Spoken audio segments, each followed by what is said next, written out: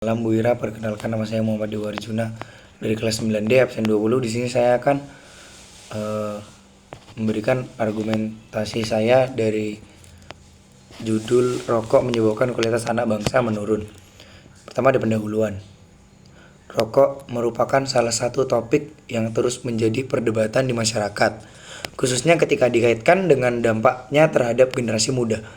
Banyak pihak berpendapat bahwa rokok memberikan dampak negatif yang signifikan terhadap kesehatan fisik dan mental anak-anak serta remaja, yang pada akhirnya dapat memengaruhi kualitas sumber daya manusia di masa depan. Mereka menyoroti meningkatnya jumlah perokok usia muda sebagai ancaman serius terhadap produktivitas dan daya saing bangsa.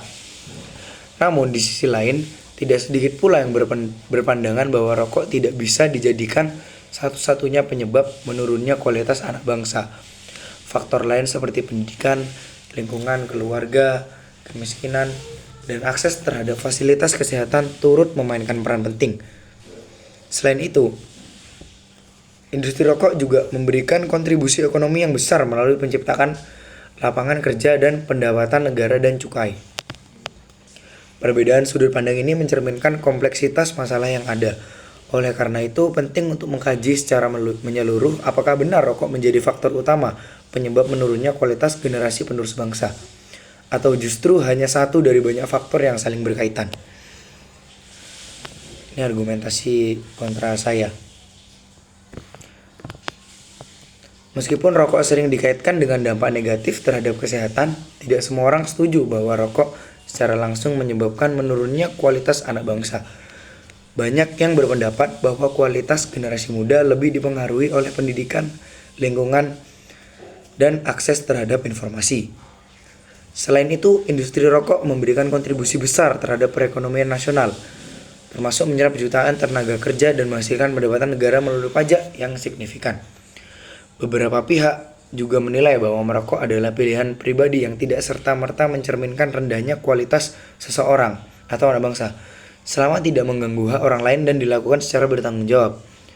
Oleh karena itu, menyalahkan rokok sebagai penyebab utama penurunan kualitas generasi muda dianggap sebagai pandangan yang terlalu menyederhanakan masalah. Oleh karena itu, terlalu menyederhanakan masalah dengan menyalahkan rokok sebagai penyebab utama yang menurunnya kualitas anak bangsa dapat mengabaikan kontribusi positif yang diberikan oleh sektor ini.